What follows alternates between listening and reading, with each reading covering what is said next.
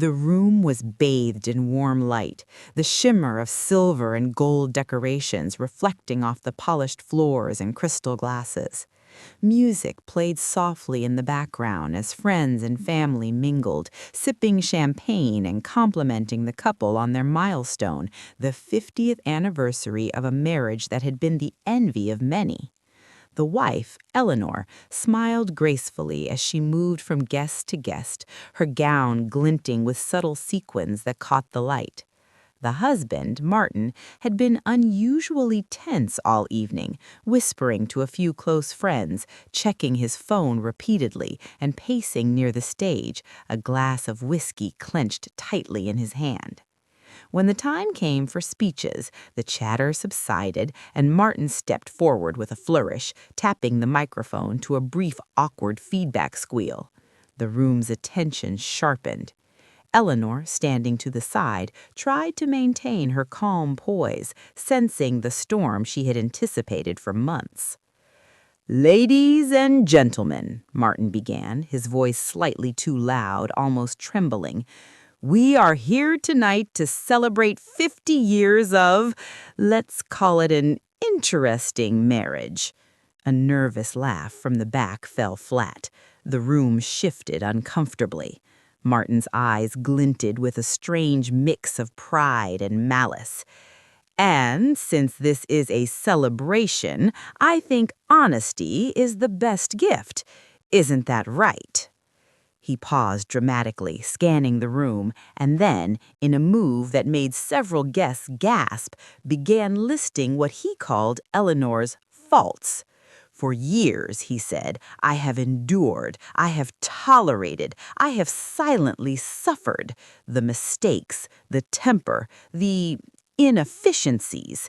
And tonight I feel it's only fair that you all know the truth." He held up a folder, thumbing through papers as if they were some damning evidence. "And that's not all. You see, while I was at work, making a life, my dear wife, well, she certainly wasn't exactly transparent about her personal matters. I recently discovered—" He leaned closer to the microphone, voice dropping conspiratorially, "that there have been other people." Gasps erupted from the audience. A cousin fainted near the back. Friends whispered, shock and disbelief crossing their faces. But Eleanor remained still, calm, almost serene, her hands clasped in front of her.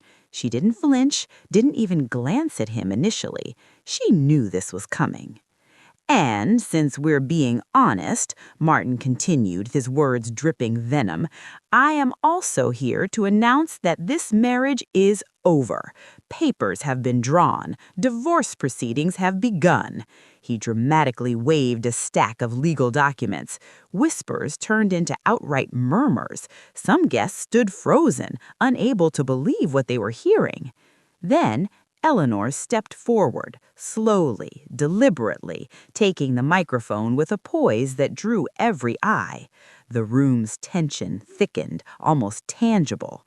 Her voice was calm, clear, unshakable. "Martin," she said, her tone polite but icy, "thank you for your candid speech." She smiled faintly, almost as if she were humoring a child. "But I must correct a few things." Martin blinked, caught off guard. He expected tears, anger, maybe humiliation, but certainly not the composed, unflinching demeanor staring back at him. Eleanor raised her hand gracefully. "You have been very busy inventing stories tonight, but as usual, your facts are lacking." She moved closer to him, the microphone still in her hand. "Yes, I am aware of your extracurricular activities. I have been aware for months." The words landed like a hammer. The guests murmured, some whispering excitedly, others staring in wide-eyed shock. Martin's jaw tightened. You see, Martin, Eleanor continued, her voice gaining strength, while you were spending our money recklessly on your mistress and taking out loans in my name without telling me, I was quietly protecting myself, ensuring that my assets remain untouched. She gestured toward the documents she had brought. These, she said, holding them up, prove that the house, the investments, everything acquired before our marriage, and even some carefully inherited assets are legally mine alone.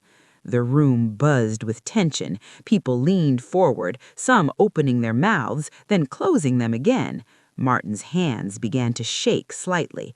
The mistress, who had been lurking at the side of the room under the guise of a friend or assistant, paled and tried to retreat quietly, but the crowd's eyes were now on her, too. Furthermore, Eleanor said, voice steady, all debts, all loans, all purchases made in my name without my consent are documented. I have kept meticulous records. She paused, letting that sink in. And you, Martin, will be solely responsible for them. At this point, as the last of the guests trickled out, still whispering, Eleanor stayed behind, quietly instructing the staff to handle the cleanup. The sparkle of the decorations, the scattered napkins, and the half-empty glasses no longer mattered. Tonight, the room had been witness to more than a celebration. It had witnessed the collapse of a carefully constructed illusion. Martin slumped against a wall, clutching an empty glass, his face pale and drawn. He muttered something under his breath about everyone turning against him, but no one was listening.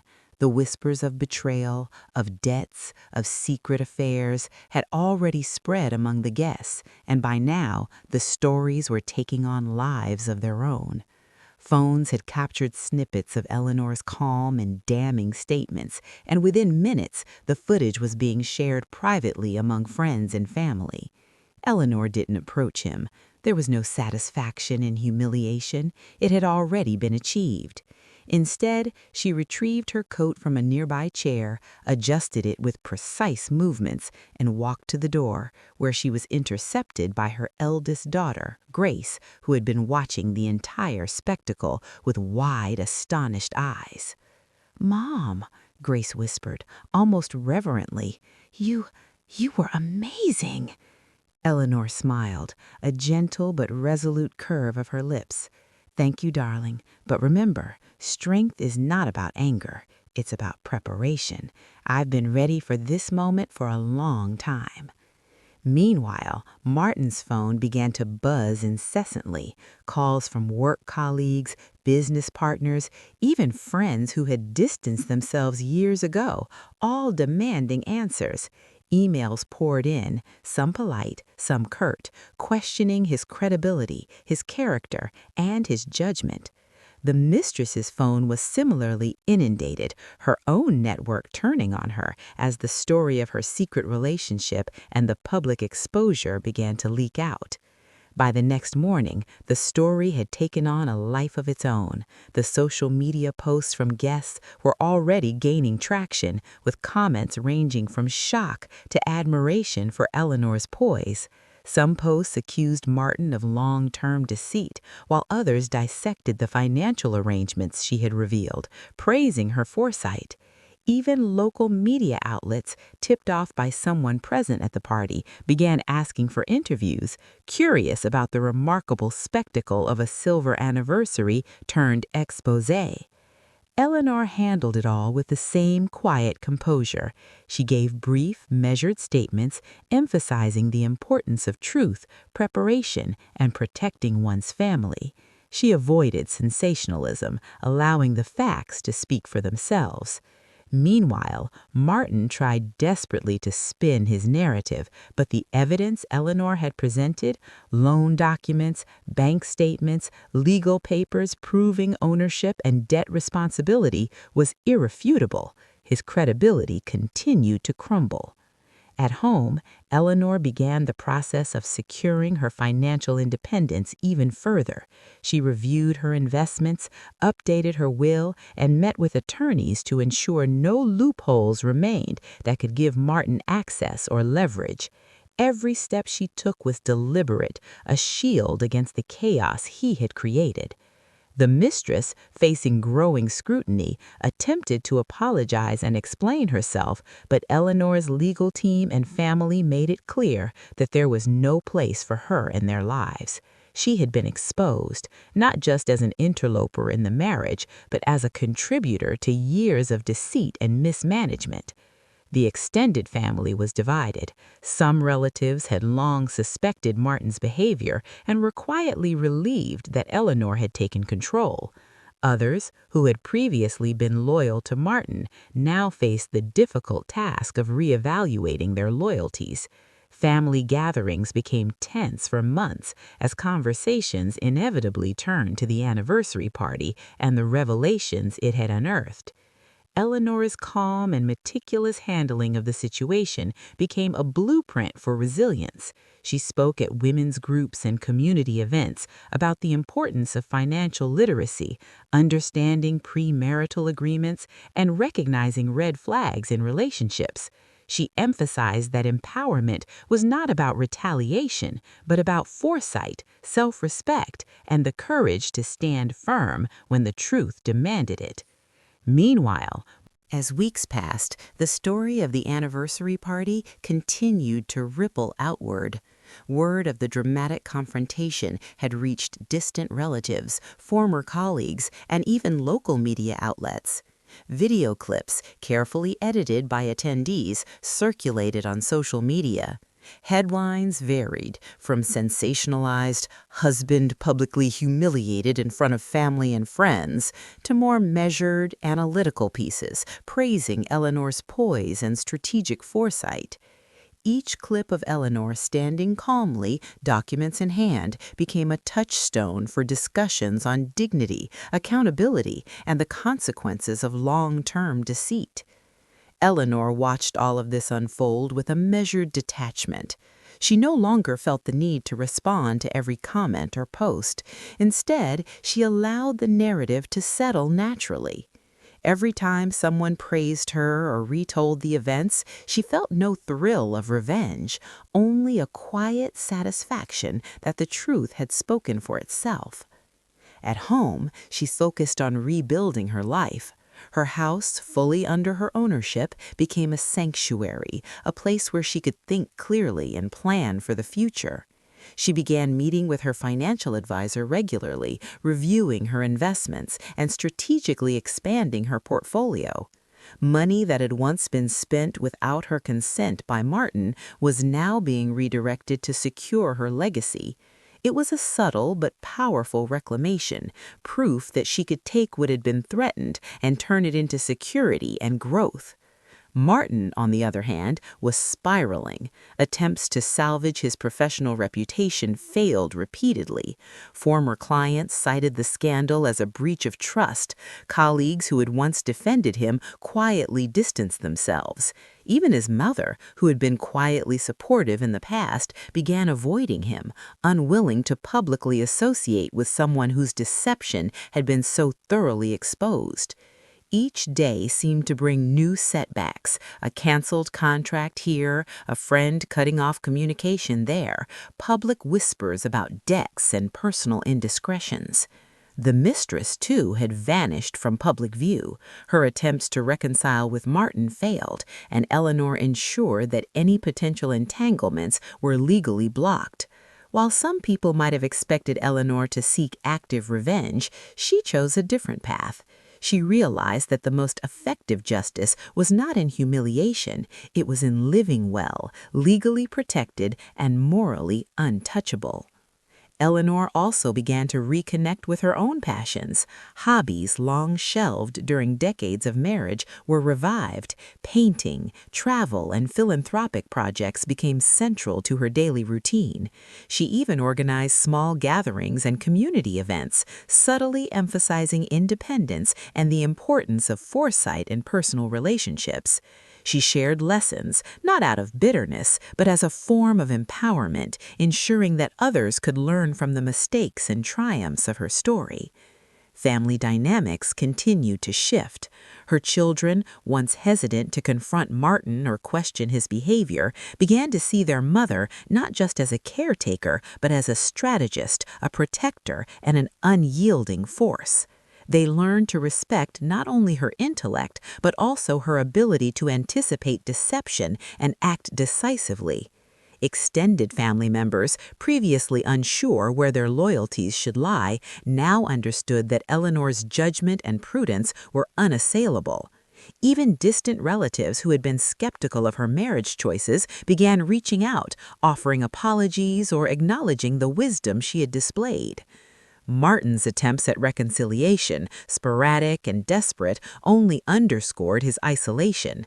He would call, send messages, and even appear at social events hoping to reclaim some measure of dignity. But Eleanor, now fully aware of her own boundaries and rights, responded with polite but firm refusals. The house that had once been a shared home of convenience was now her fortress. She controlled access, information, and interactions. Every move Martin attempted was measured, calculated, and ultimately ineffective. Meanwhile, the story itself became a cultural touchstone. Friends, colleagues, and even strangers referenced the incident in discussions about marriage, loyalty, and personal boundaries. Advice columns cited Eleanor's calm but resolute handling as exemplary. Social media posts analyzed her approach. In the years that followed, Eleanor's life settled into a rhythm that was hers alone to define. The anniversary party, once a night of public drama and whispered scandals, had become a turning point, a story retold not with gossip or shame, but with admiration for her poise, intelligence, and unwavering integrity. Martin faded into the background of social circles, a cautionary example of recklessness, deceit, and the consequences of betraying trust. His debts, public exposure, and failed attempts to regain credibility left him isolated, while Eleanor moved forward, respected by friends, family, and even strangers who had followed her story. The house she had secured, the assets she had protected, and the life she had built became symbols of her foresight. Every choice she had made in those tense months, the meticulous documentation, the calm confrontation, the refusal to retaliate with anger, had shaped a life of independence and strength. She had turned potential humiliation into empowerment, chaos into clarity, and betrayal into a lesson for everyone who knew her story. Her family thrived. Her children saw firsthand the power of preparation, honesty, and dignity. They carried these lessons into their own lives, inspired by a mother who had faced the storm and emerged not just unbroken, but stronger, wiser, and fully in control of her future. Eleanor traveled, invested, and pursued passions long deferred. She spoke at gatherings, shared her story as a blueprint for resilience, and built relationships rooted in trust and respect. She was no longer merely a survivor, she was a master of her own destiny, a woman whose calm intelligence had turned a public spectacle into a lifelong testament of strength. And when she looked back at the anniversary party, she did not see betrayal, humiliation, or chaos. She saw the moment she had claimed her life, her dignity, and her future. The silver and gold decorations were no longer just symbols of a marriage, they were markers of a victory earned through foresight, courage, and unshakable composure. Eleanor had won, not by seeking revenge, but by living her truth. And in the quiet, steady light of her reclaimed life, she smiled, fully aware that the story of that night would never define her, because she had defined it herself. The lesson was clear. Strength is not measured by the humiliation one endures, but by the wisdom, preparation, and dignity with which one rises. Eleanor had risen, and she would continue to rise for the rest of her days. The end.